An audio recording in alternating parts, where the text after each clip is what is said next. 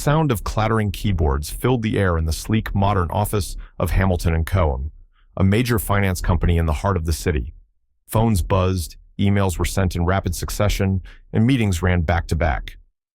Amid all this noise, Mark Reynolds, the company's operations manager, sat in his glass-walled office, overlooking his kingdom with an air of smug superiority. Mark had worked at the company for nearly a decade and had built a reputation for being harsh, arrogant, and, more secretly, deeply prejudiced. Mark had always harbored disdain for anyone he felt didn't belong in his world, particularly anyone who didn't look or act like him. He didn't say it out loud, of course, but his actions spoke louder than any words ever could. Over the years, he had micromanaged, belittled, and quietly pushed out more employees of color than anyone dared to count. The worst part? He was so good at covering his tracks that no one could ever accuse him directly of discrimination. But there was always an uneasy feeling in the office whenever Mark set his sights on someone. Today, his target was Tasha Williams, a young, bright, and talented black woman who had joined the company just a few weeks ago. Tasha was hired as a financial analyst, fresh out of grad school with impressive credentials. She was sharp, efficient, and well-liked by most of her colleagues. But to Mark, none of that mattered. From the moment Tasha walked through the door, Mark had taken a dislike to her. He couldn't stand the way she carried herself with quiet confidence, nor could he tolerate how well she handled her work, despite the obstacles he tried to put in her way. Mark had made up his mind about Tasha before she even had the chance to prove herself. Another diversity hire, he thought bitterly. He assumed she was only there because the company had to meet some kind of diversity quota, and Mark wasn't about to let her forget it.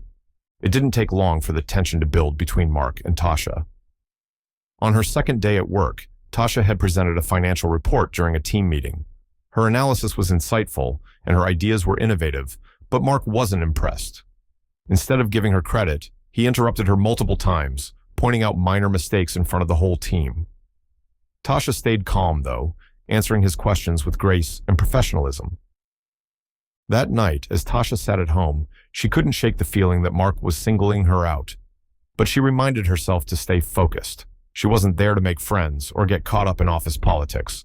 She was there to do her job and prove her worth. Over the next few weeks, Mark's behavior became more deliberate. He piled extra work on Tasha, assigning her tasks beneath her qualifications and making snide remarks about her capabilities. "You're still getting the hang of things, aren't you?" he would say, as if she were an intern, not a highly qualified analyst. Still, Tasha remained professional, never letting his comments get to her. She knew she had to work twice as hard just to be seen as competent, but that wasn't new to her.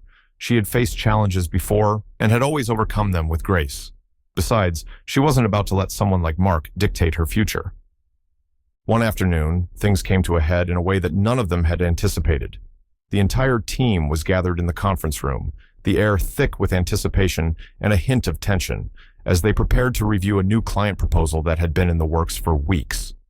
The room was filled with the low hum of conversation, punctuated by the sound of laptops opening and papers shuffling as everyone settled into their seats. Tasha, who had worked tirelessly on the project, sat at the head of the long table, her heart racing with a mix of excitement and anxiety. She was acutely aware that all eyes would soon be on her presentation. Tasha knew her work was top-notch. She had dedicated countless hours to this project, pouring her heart and soul into every detail. Late nights spent analyzing the data had led to compelling insights that she was eager to share. She had crafted a comprehensive report that not only highlighted the key metrics, but also articulated a clear vision for how the client could achieve their goals. In addition to the robust analysis, she had included some fresh ideas for client engagement that no one else on the team had thought of, innovative strategies designed to elevate the client's brand and resonate with their audience. As she flipped through the slides, Tasha's mind raced with thoughts of all the hard work she had put in and the sacrifices she had made to ensure this proposal was perfect.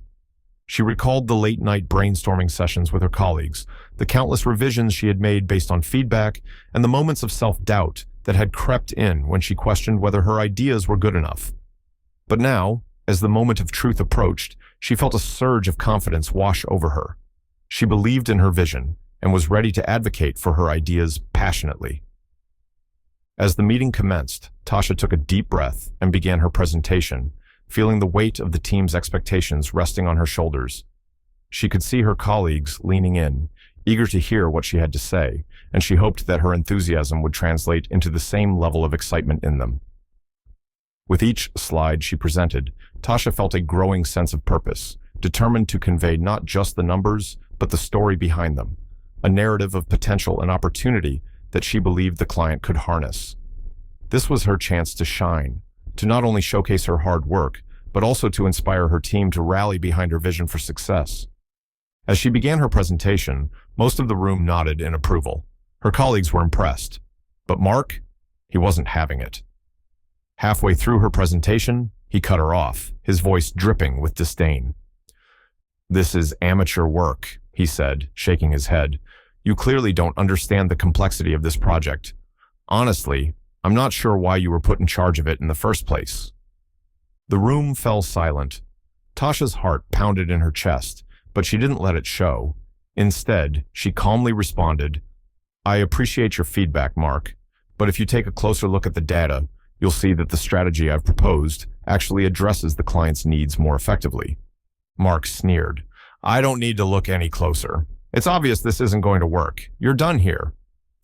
With that, he dismissed the meeting, leaving Tasha standing at the front of the room, her hands still gripping the projector remote.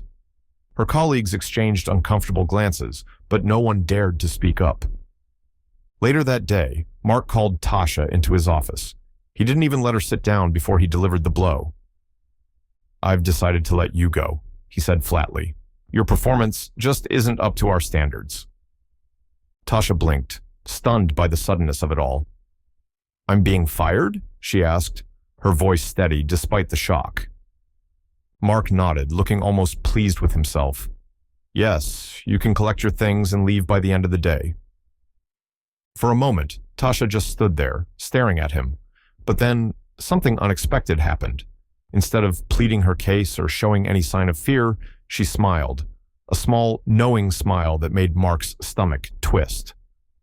"Thank you for letting me know," she said simply, before turning and walking out of his office. Mark watched her go, his satisfaction quickly fading like the last remnants of daylight as dusk settled in. As she walked away, her posture stiff and her expression a mix of disappointment and frustration. Something about the way she reacted gnawed at him, leaving an uneasy feeling in the pit of his stomach. He had expected a different response, one that matched the confidence he had exuded during their conversation. But instead, her disappointment resonated louder than his words. He pushed the thought aside, attempting to dismiss it as a mere annoyance, but it lingered at the edge of his consciousness, refusing to be ignored. He had dealt with her, just like he had dealt with all the others who had challenged him or questioned his decisions. Each encounter had been a test of wills, a dance of power where he always emerged victorious. He prided himself on his ability to navigate these situations, to assert his dominance and maintain control over the narrative. Yet, as he sat there, watching her retreating figure, he couldn't shake the nagging sensation that something was off this time. He took a deep breath, reminding himself of his track record. He was in control, or so he thought. The mantra echoed in his mind, a comforting reminder of his perceived authority. But the moment began to unravel in his mind, and he felt the ground beneath him shift, ever so slightly. Doubt crept in like an unwelcome guest, whispering questions that unsettled him. Was he truly in control, or was he merely fooling himself? As the silence of the empty room enveloped him, Mark's mind raced through the implications of her reaction. Had he misjudged her? Was there more to her than he had initially perceived? The thought was troubling, and for the first time, he considered that perhaps his usual tactics of manipulation and intimidation might not work on everyone. He rubbed the back of his neck, feeling the tension build, and for a fleeting moment, he was forced to confront the unsettling reality that his power was not as absolute as he had believed. The next morning, Mark was in his office as usual when his phone rang. It was an urgent call from the CEO's assistant, asking him to attend an emergency meeting with the board of directors. Mark was confused, but not concerned. He assumed it was just another routine discussion about quarterly earnings or new projects. He straightened his tie and made his way to the boardroom, unaware of the storm that was about to hit him. As soon as he walked into the room, Mark sensed something was wrong. The atmosphere felt charged, almost electric, and a chill ran down his spine. The board members, usually calm and composed, were shifting in their seats, exchanging uneasy glances that betrayed their discomfort. Some were fidgeting with their ties or adjusting their glasses, while others stared intently at the polished conference table as if it held the answers to their unspoken fears. The CEO, Mr. Hamilton himself, was pacing the room like a caged animal, his face flushed with anger, each step punctuated by a sharp exhale that echoed in the tense silence. Mark's gaze darted to the large window, where the late afternoon sun streamed in, casting an almost surreal glow that contrasted sharply with the gravity of the situation inside. The light illuminated the furrowed brows and tight-lipped expressions of his colleagues, amplifying the feeling that something significant had gone awry. As he surveyed the scene, his heart began to race. Seated at the long conference table was none other than James Williams, one of the company's largest and most influential investors, whose presence alone was enough to raise alarm bells. Williams was known for his keen business acumen and no-nonsense approach. His stern demeanor often left little room for negotiation. Today, however, there was an added intensity in his expression, as if he were a storm ready to unleash its fury. Mark could feel the weight of Williams's gaze, piercing and critical, making him acutely aware of the high stakes involved in this meeting. What had transpired before he arrived? Had there been a misstep, a financial blunder, or perhaps a breach of trust that had led to this palpable tension? The questions raced through his mind as he stepped further into the room, trying to maintain his composure while an undercurrent of anxiety bubbled beneath the surface. The usual sense of camaraderie among the board members felt stifled, replaced by an unspoken dread that hung heavy in the air. Mark knew he needed to navigate this delicate situation carefully, but as he took his seat, the knot of uncertainty in his stomach tightened, reminding him that the consequences of this meeting could be far-reaching. Mark's heart skipped a beat. James Williams was a powerful man. His investments kept the company afloat during tough times, and his opinion held immense weight. But why was he here, in an emergency meeting?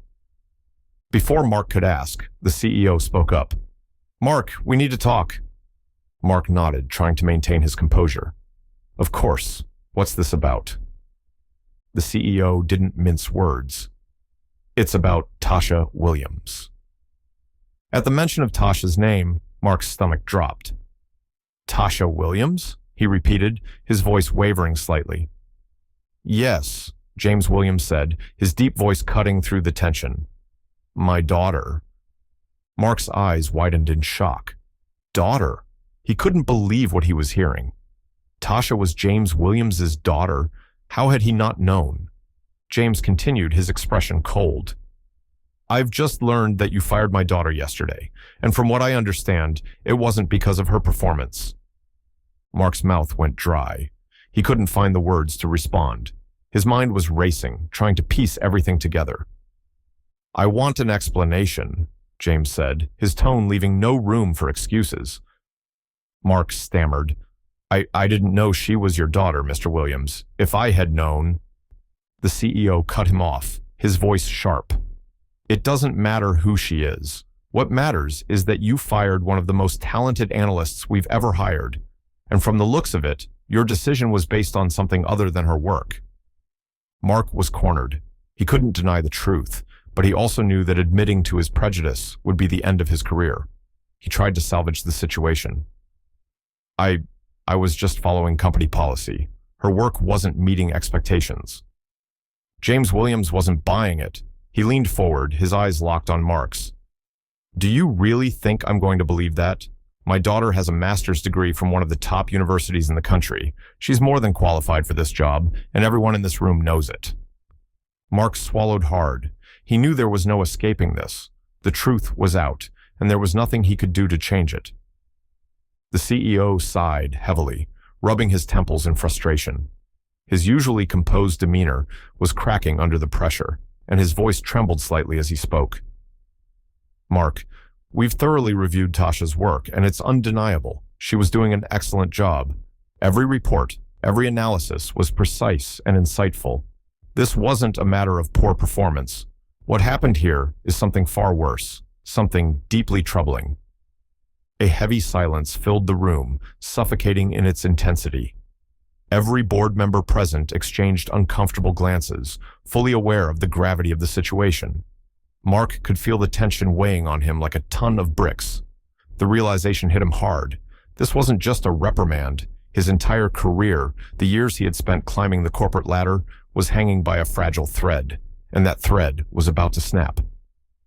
James Williams slowly rose from his seat, the fabric of his tailored suit barely making a sound as he straightened his broad shoulders.